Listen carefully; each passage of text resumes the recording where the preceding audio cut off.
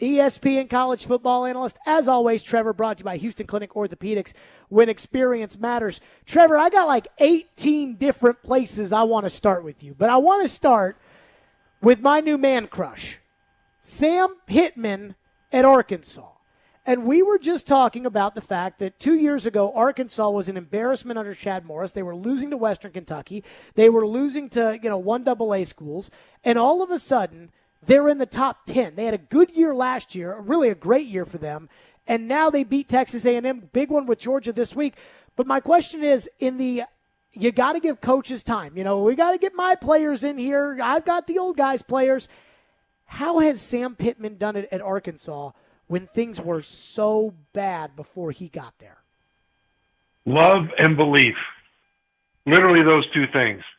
The team, Arkansas, actually sent a letter to the athletic director saying that they wanted Pittman to come back and be their head coach. And to his credit, the athletic director took that to heart. And when Pittman got there, he proved why. I mean, what they had to do immediately in order to be successful was two things. They had to have everybody buy in and grind to be as good as they could possibly be, and have no prima donnas, no laziness, everybody laser focused on the goal. And then they had to develop players. I mean, the coaches had to develop guys into better football players than they were before Pittman got there. He did both of those things. And fortunately, he got there with an offensive line that was big and powerful enough to be able to develop into what he wanted them to be. Defensive front became tough as well when you're a line of scrimmage focused team. If one side of the line is great, the other side had better pick up the pace or they'll get smashed in practice. And so iron sharpened iron there, and they got better at the line of scrimmage. And KJ Jefferson, a quarterback, has done a fantastic job, but it's all because of Pittman. It's the effect that he has on the players, the way he got the players to believe, to buy in, and then to reciprocate the love that he has for them because he loves those guys. As a matter of fact, when he loves those guys. And so that's how you get it done. It's the same way that Indiana got it done as well with their head coach, the same kind of culture that had a program that was struggling for many, many years rise up and be a lot better than people thought. It wasn't the addition of new players. It was the way the players loved their coach. And that in turn meant they loved each other, and that in turn meant that they worked harder than they ever would have worked. As far as impressiveness in the SEC, I think there have been three coaches that have, inherited a mess and turned it around immediately. I think Pittman is one of them. I think Nick Saban taking over Alabama and having them competing for a title 2 years later and winning one 3 years later is up there. And I think James Franklin taking over a 2-10 Robbie Caldwell Vanderbilt team and turning them into 6-6 and then 2 years of 8-4. I think those are the three most impressive quick turnarounds in the SEC in the last 20 years. My question for you is this Arkansas turnaround sustainable, and are we looking at a true top 10 team? If KJ Jefferson, at quarterback, stays healthy, he limped off the field against Texas A&M, but if he's healthy enough to be a real threat in the running game, then yes, this is a legitimate top 10 team, partly because they're really good. And beyond being good, they're a really tough out. It's hard to beat them. They play clean. They don't turn it over a lot. They don't have tons of penalties. You have to actually go out and beat them, and then when you go to hit a guy in an Arkansas helmet, it's going to hurt, right? So you start with that. And the rest of it is that, my goodness, the rest of the top echelon of college football, for the most part, seems to have all kinds of issues. So whether or not you think that Arkansas would have been a top 10 team last year, the year before that with this team is not the question. It's, are they one of the 10 best teams today in college football? And given problems that teams like Clemson and Ohio State have had, I say absolutely they're legitimate if KJ Jefferson can be all of KJ Jefferson. Mm-hmm. Trevor Matich, our guest, brought to you by Houston Clinic Orthopedics, when experience matters. Trev, Tennessee goes on the road to Florida. I thought they fought hard for a half. I had two takeaways about Josh Heupel after the game. One, he's going to scheme up guys getting open, and I mean getting open for touchdowns. And sometimes they hit the throw, sometimes they don't hit the throw. Very impressed with the way that he's going to be able to get guys open when he gets better players in there. but 85 penalty yards for Tennessee. They had a punt return where both players wearing number 1 ran off the field and had 9 players, and Florida punting from their own 20 ended up getting a touchback out of it, and just little discipline issues, plus Heupel's clock management very questionable at the end of the half, and sometimes I worry about these offensive coaches managing play calling and running the game. So I saw some things that I like and some things I don't like about Heupel in the game Saturday. What did you take away? And are those long-term things that we should be thinking about with Josh Heupel? Everything that you said was fair. Everything. In the other side of it is that he had an awful lot to think about, didn't he? Mm-hmm. He's got his backup quarterback in there. He's playing against a team that just took Alabama to the ever-loving end of the wire, right? And he has to have his team playing perfectly, and he's watching them not execute. And so, there's a lot in his mind right now. At the same time, you're right about the clock management. You're right about the special teams gap, things like that. But I think the first thing you said is what actually is the most important thing, and that is that they are scheming to get guys open, and they're not even going at the fast pace that he really wants to go. Both quarterbacks, Hooker and Milton, have been fast kind of at some times, but other times they haven't been able to be as fast as he wants them to run the operation. Even so, you've got Tennessee Volunteers running wide open, 10, 15, and more yards down the field, especially the more. And Hooker hit Peyton on that beautiful 75-yard touchdown pass along the right sideline. For those who didn't see it, Peyton was open. He was or left sideline. I'm sorry. He was wide open, but at the same time, that ball was thrown high in the air and dropped right down in perfect stride. Peyton just caught it and kept on going. If they had more of those, they would have beat Pitt. If they had more of those, they would have given more of a game in the second half to Florida. And the coaches schemed to make that happen. The receivers are doing their job to get open. But too often on plays like that 75-yard touchdown, you would see Peyton running wide open, and the ball would sail 5 yards, 10 yards over his head, right? And you just didn't get it completed. Now, in fairness to the quarterbacks, in the second half, you also had a whole bunch of drops.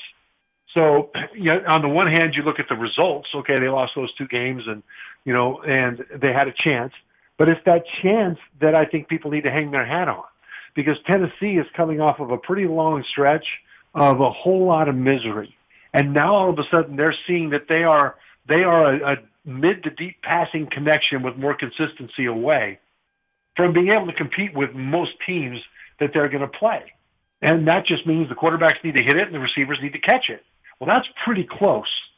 And so I think of all the problems that you can point to that are real, we have pointed to problems with the Volunteers in the past and have not had a glimpse of a brighter future.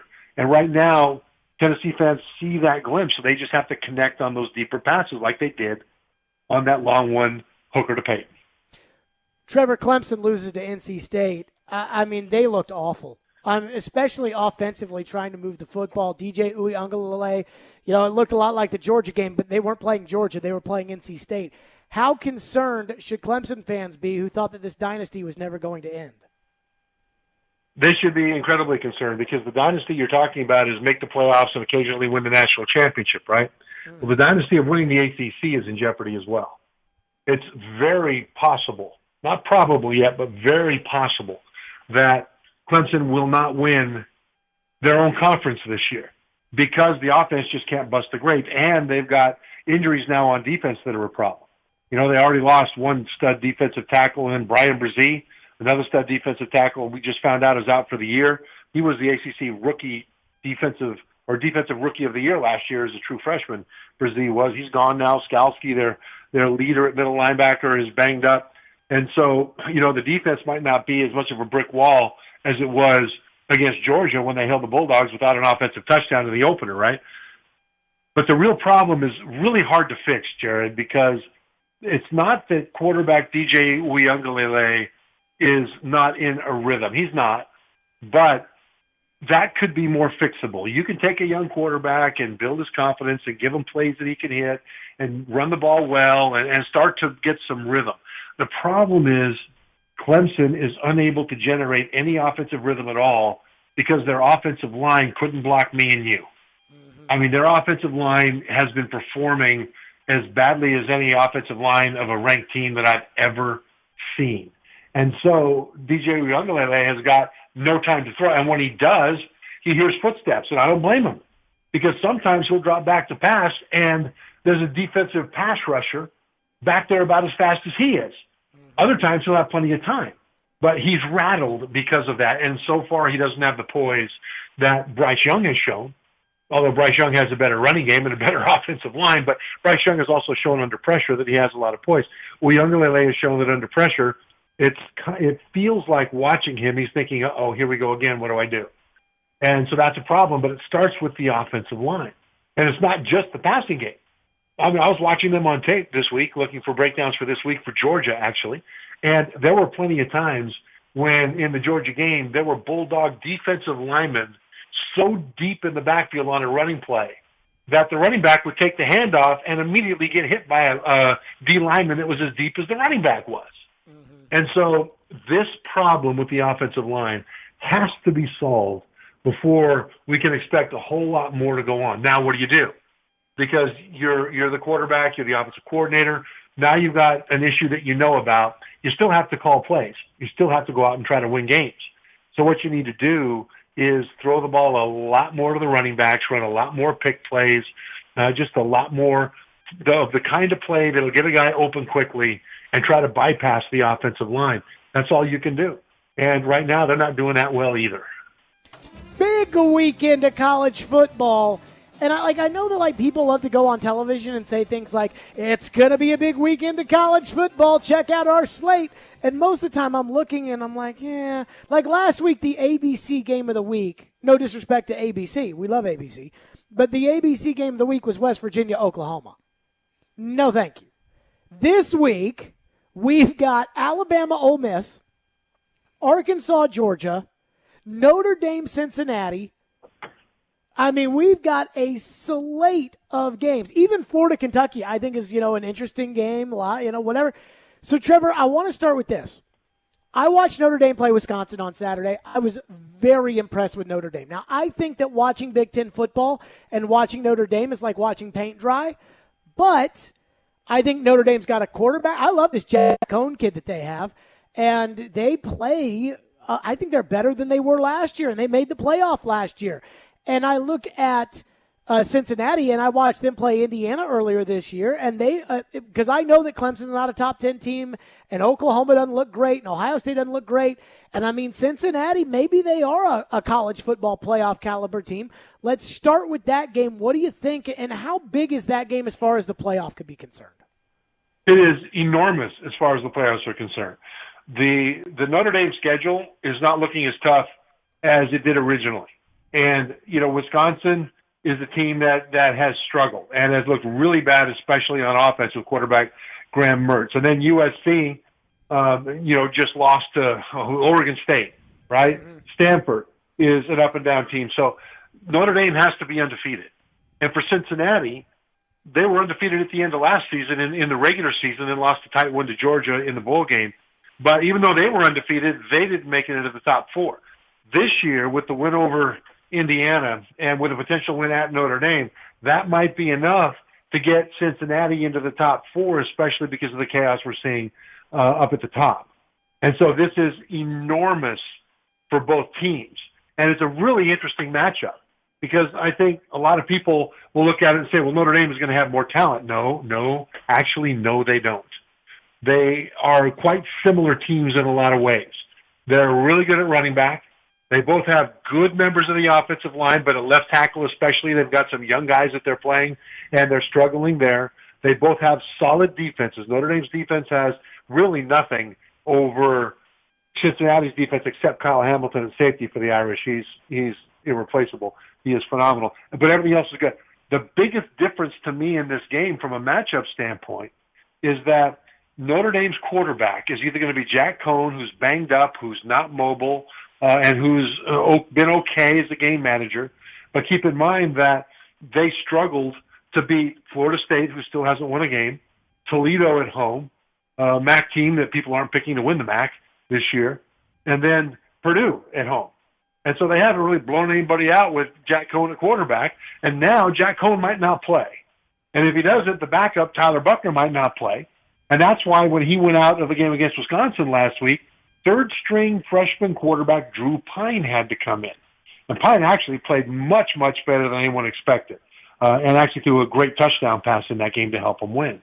But that's the difference in this game, because the quarterback situation for Notre Dame is a mess right now because of injury and youth. The quarterback situation for Cincinnati is a massive advantage for the Bearcats. Desmond Ridder has been around forever. He is a Heisman candidate. He is a terrific running quarterback who has upped his game as a passer, especially downfield from last season to this, which is why he's a Heisman candidate. And you look at that one position, the most important position on the field, and the edge goes decisively to Cincinnati before the game. Now you got to play the game. We'll see what happens. But for Irish fans, if they like to have angst, and there's a lot of reason to have angst because this Cincinnati team coming in has every ability to beat them. Trev, what do you think of the quarterback matchup, Matt Corral versus Bryce Young, and does Ole Miss have enough on defense to get it done against Alabama? That's the question. This is going to be one of the best quarterback matchups of the season. And you're right about that. Matt Corral of Ole Miss, people are saying, is the Heisman front runner right now, and he's as good a pick as anybody, although I would really pick Bryce Young to be the Heisman front runner right now. So both of these teams at quarterback are looking solid. The question is, though, the defense of Ole Miss. They've gotten better. They have improved from heinous to decent, to pretty good. I mean, okay, not great, but that's still a big improvement. And the offense is playing lights out. Keep in mind that last year it was a huge high-scoring game. I mean, it was tight in the fourth quarter until Alabama pulled away. But Ole Miss scored 48 points on them last year. 48 points. And Ole Miss's offense is better this year than it was last year. Alabama's defense has more holes in it this year than they did last year when they played Ole Miss. So this is an interesting game. I think it's going to be very high-scoring, but the storylines from this are just huge. I mean, one is to take the torch from Nick Saban. That's always the storyline of the SEC West. But if Lane Kiffin can be that guy, remember Lane Kiffin a few years ago was the offensive coordinator for Alabama in the national championship run.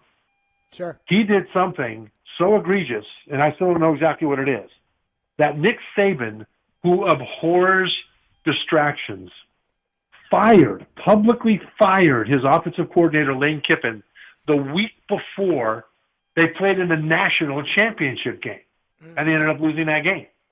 Nick Saban normally would have just banished Lane Kiffin to an office somewhere and said, look, do your thing, get ready for your next job, which he was doing at Florida Atlantic. It's part of the problem. Don't say a word, and we'll move on without you. Instead, Saban went public with the firing, right? Something happened. And ever since then, Kiffin has been poking Saban with a stick, trolling Nick Saban. It has been tremendous fun. If Kiffin is able to pull this off, the trolling will be delicious. There's so many great storylines. Trevor Matich with us. I think that Arkansas, and you know I love Sam Pittman, I think Arkansas gets blown out this weekend against Georgia. I mean, the one thing that we were talking about, the Titans play up and down to their opponents, and usually somebody that plays up and down to their opponents isn't very good. Georgia did not do that on Saturday against Vanderbilt. I have a hard time not thinking that with their defense that they're the best team in the country. What do you think of the Arkansas-Georgia matchup? No, I agree with you there. I think the defense that Arkansas pushed around last week of Texas A&M was a legitimate defense. I mean, it's one of the best in the country. But this Georgia defense it has a chance to be legendary. I'm watching them on tape, too. I mean, today we just set up a breakdown. We had like 3 different breakdowns we could have done on the abject awesomeness of the Georgia defense, the unblockability of the defensive linemen, of the linebackers, of the scheme, that even if you could block them physically, you still have to figure out where they're coming from. This Georgia defense, I use the word legendary. I've never done that before. I've always said this is one of the best defenses in the country. This is the best. It's a brick wall. I've never said it has a chance to be legendary. And, it starts up front with number 99, Jordan Davis. I mean, he's 6'6", 340 pounds, defensive lineman who can run and change direction. And he heads a defensive line that goes about 8 deep of guys that you can't really block after about 4 or 5 deep, you can't block them. And so, Arkansas is going to run into a bit of a brick wall here. But enjoy this Georgia defense because we may not see this kind of a collection of players for a long time in college football. Mm-hmm. How would you go right now? Committee, give me your 4 teams. I saw you do this on SportsCenter the other day, and I was like, you know what? If he's going to do it on SportsCenter, we got to have him do it on this show. How would you rank your 4 teams right now? All right, number 4, I've got Oregon.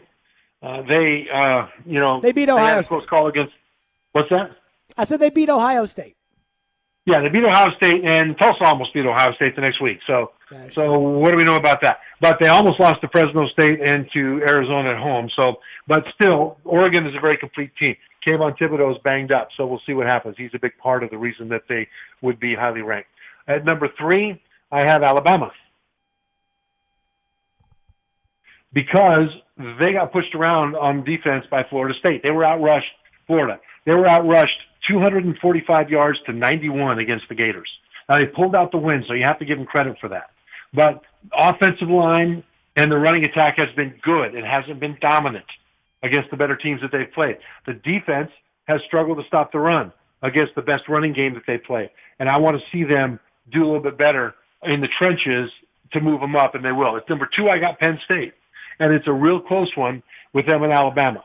But Penn State's defense has been lights out in the red zone and opportunistically in critical moments of the game. The passing game is just electric down the field, but their running game needs to get a little bit better too. I've got them just a hair above Alabama, and if Bama wins this week against Ole Miss, I'll move them up. And number 1 is Georgia. Georgia is just right now unassailable by anybody except Alabama if Bama fixes the problems in the trenches. Trevor Matich, ESPN college football analyst, joining us as always. Presented by Houston Clinic Orthopedics, when experience matters. Great weekend ahead. Trevor, we look forward to seeing you on SportsCenter. Great. Thanks, Jared. Yep, Trevor Matich joining us on the program. And, I mean, just listening to him talk about those games, sounds like the one he's most fired up for, and I don't want to put words in his mouth. Sounds like it's Cincinnati, Notre Dame. Trevor loves Cincinnati. Cincinnati was one team when I asked him before the season even started, what is a team that people are going to overlook? What is maybe a team that people may look at you funny, but you feel good about maybe making it into the top 4? Cincinnati. He is so high on Cincinnati. But I do think that it'll be a very interesting game because that is the only way, in my opinion, Cincinnati can make it into the college football playoff is if they beat Notre Dame and they beat them handedly. Sure, and then they need, teams they need the ACC to be bad, they need the Big Ten to be bad. But that's kind of working in their favor this year. Oh, sure. But like the one isolated incident that could be the difference between Cincinnati making it to the college football playoff and not is that Notre Dame game.